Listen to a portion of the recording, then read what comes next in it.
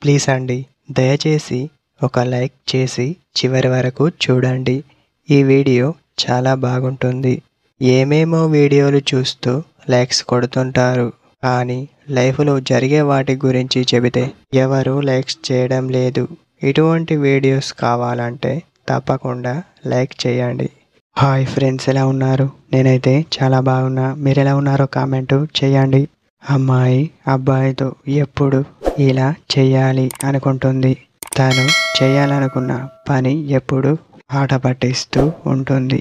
అలా ఎందుకు అంటే, మీరు ఇలా చేస్తే బాధపడిన తను ఆనందపడుతుంది.